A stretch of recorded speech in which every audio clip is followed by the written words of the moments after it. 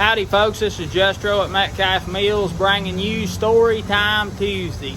It was dark outside when I told you this story this morning early, so I had to sit in the house and do it. Hope you enjoy it. It's a pretty sad story, but I hope you enjoy it just the same. I'm going to tell you a story today, and this was shared to me. I don't remember who shared it.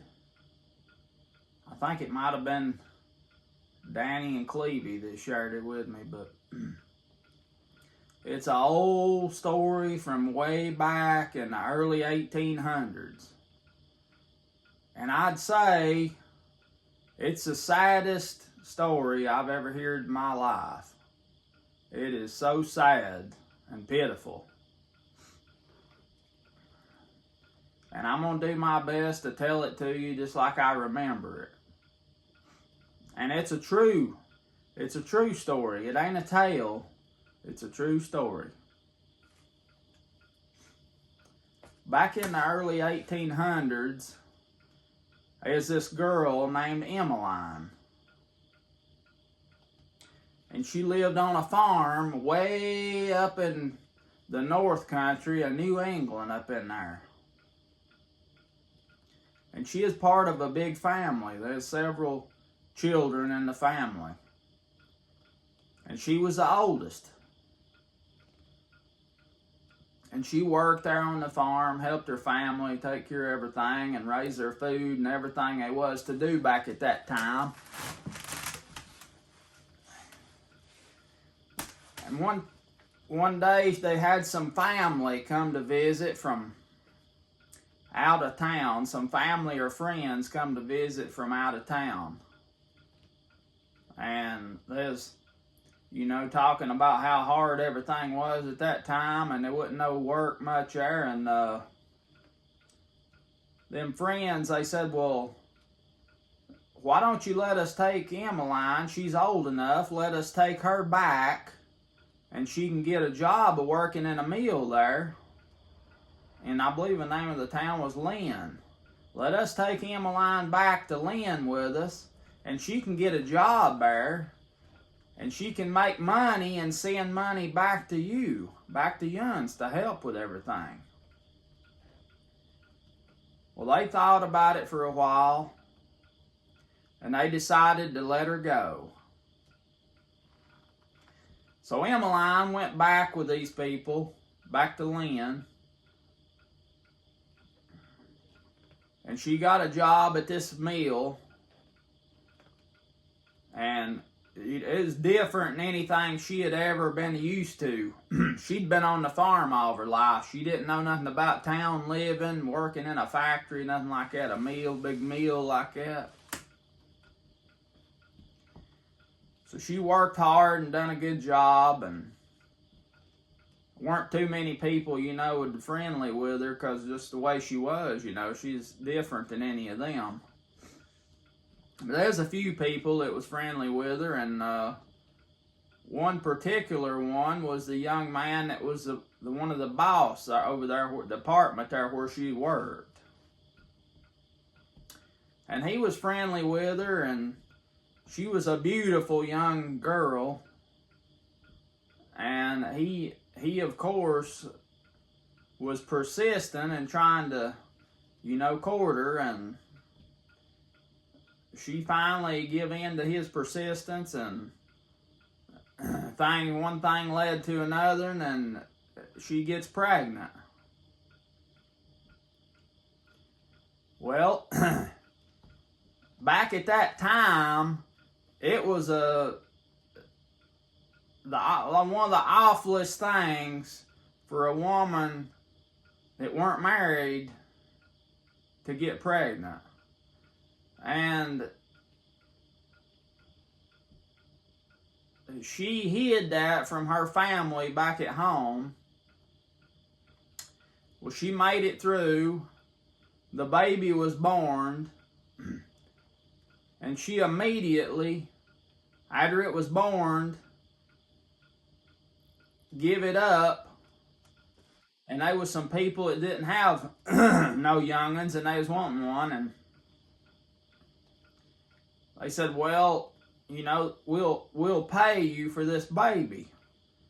And you'll have money to get back home on or whatever you want to do. So she did.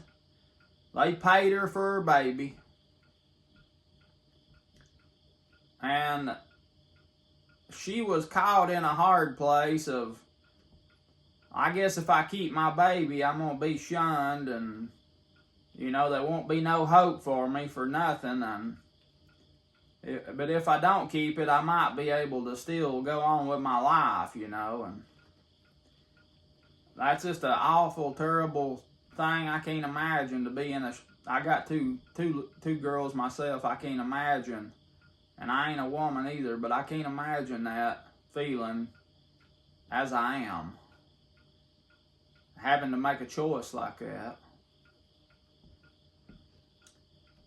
And so she sold her baby and had money to get back home on, and she went back home, back to the farm. Didn't tell nobody nothing about what had happened. Her friends didn't spread it either, I guess to try to save her some embarrassment. And she worked on the farm with her family, and she got older, and she got up into 20 years old, and her family was worried about why she wouldn't. She didn't do nothing but just stay at home. She didn't go out to social things and events and stuff in the community. She wouldn't go socialize with nobody. By then, there was several young men had tried to come and court her. She wouldn't have nothing to do with them. And her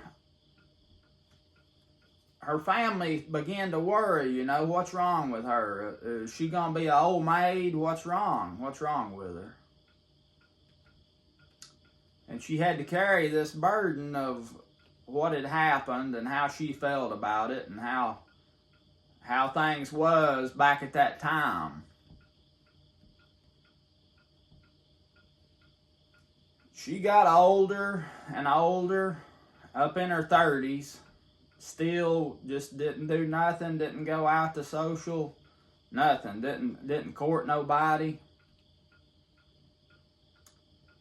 Well, there was this man come in that worked on the highways. They was building roads back at that time. They didn't have no roads. They had people traveling, working on roads, building roads through the rough places in the wilderness to have a highway to travel on.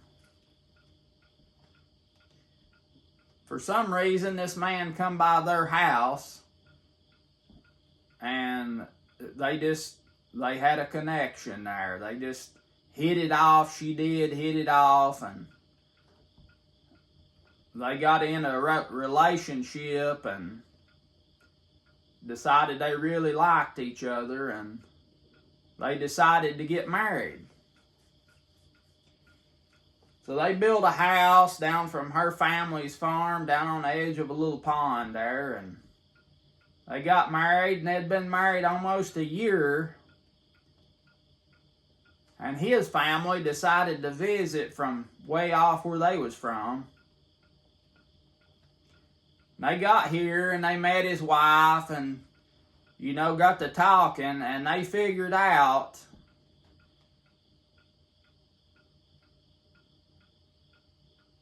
that there was a big age gap in their age there. She was a lot older than he was, and they figured out that she had married her son.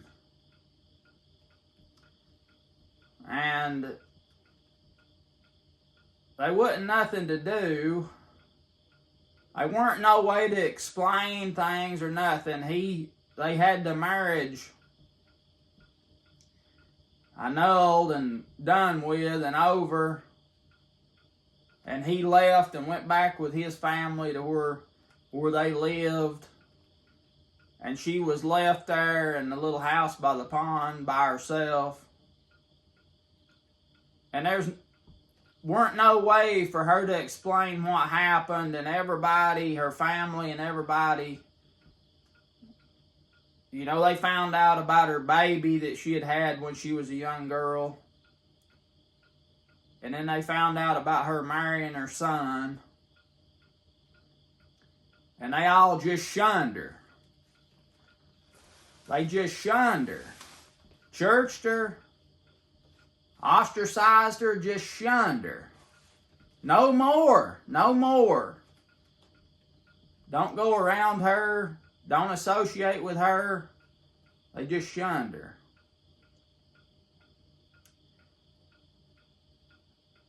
And her living just across the road there from her family's farm. And she couldn't go visit, couldn't be around them, nothing.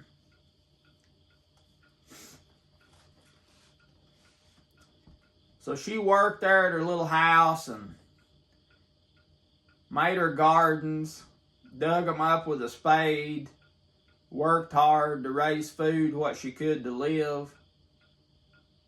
I don't know how she heated her house. I guess she cut wood. She had to. And this is way back up in the North Country of New England up there. Cold country, cold.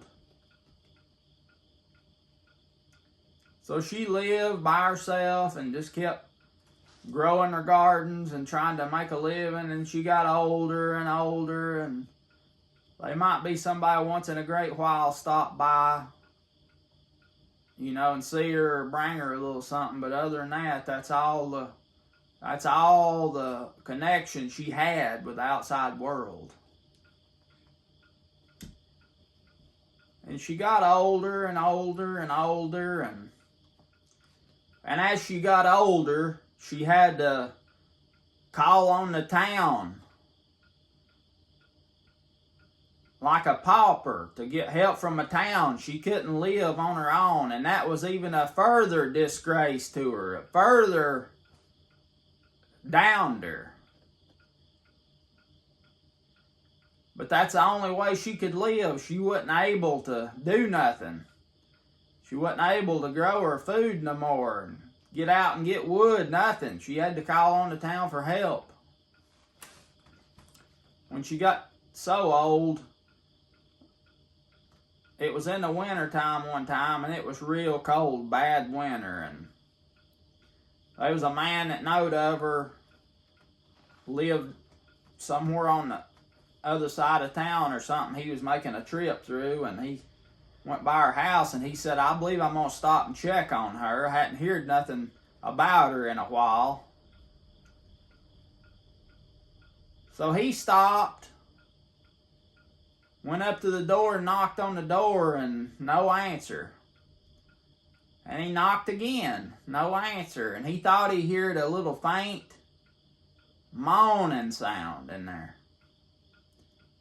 So he busted the door open and went in, and he found Emeline laying on the floor, just barely able to make a moan, just make a little noise. And he picked her up and took her and put her in her bed.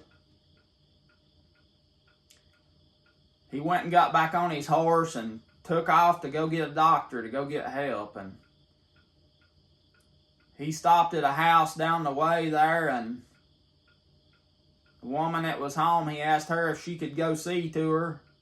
She said, no, I can't. The men folks gone with the horses. I can't. Got no way to get there. So he went on to another house, and same thing. The men folk was gone with the horses and no way to get there. But there was a woman there at that house that just happened to be there, and she said, I'll go home, harness my horses, and go see about her. So she does that. She goes and gets her horses and comes back to Emeline's house and goes in to see about her, and she's just laying on the bed, just barely clinging to life. And she started looking around the house, and she said they weren't nothing there but just a few drops of sorghum molasses in a jar there. And then a little old box there. There's just a little bit of cornmeal in the corners of that box. And she realized that Emeline had starved to death.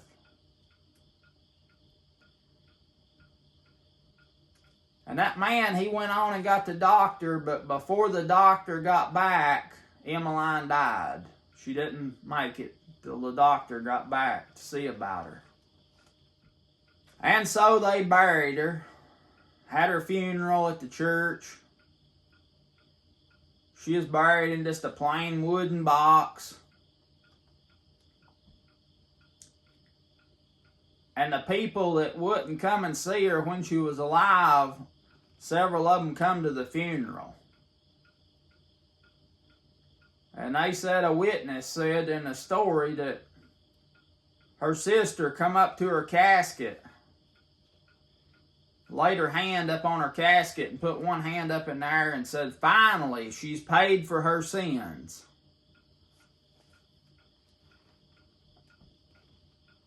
And the woman that come and found her, it was kind of halfway of a friend to her that knew of her and checked on her once in a while. She come home and she was all tore up by what had happened at this funeral. And she said, I feel like her sister had a greater sin than what Emeline did by how she done her all through her life. Didn't have nothing to do with her.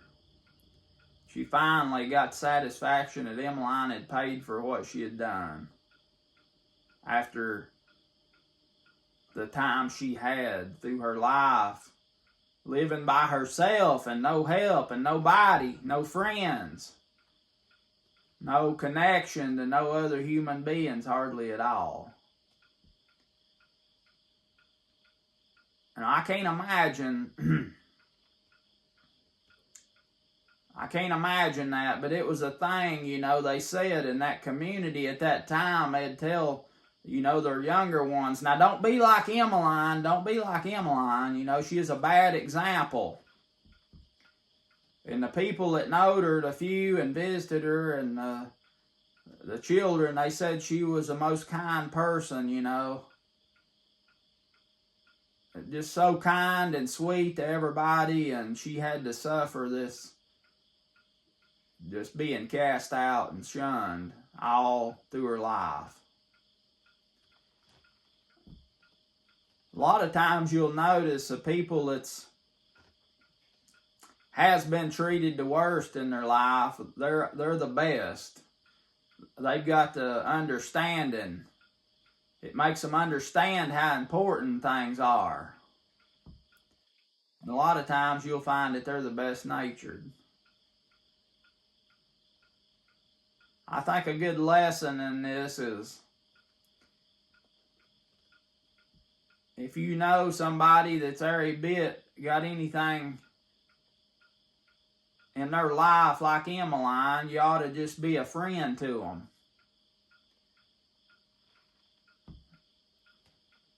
Kind of let this sad story be something good come out of it. If you know a Emeline today, why don't you call them or go by and see them or talk to them and be a friend to them? Because one day they won't be there no more, and it'll be too late. And I know none of us wants to see nobody starve to death for love or a human connection or food, either one. I know that. I hope you have enjoyed this sad story as best you could, and I hope it means something good to you. I hope it helps good things to happen and encourages people. You know, we're supposed to love our neighbor as ourselves, not put so much judgment on them and beat them down and treat them that way. We're supposed to love them. That's what we're called to do. Be the light of the world. And we have to do that because it's a dark time right now. It's a dark time and everybody needs that. I need it, you need it, we need it. Be a light. Let this story remind you to be a light. Because somebody out there needs you. I ain't going to say my usual thing. I just want to say, be a light.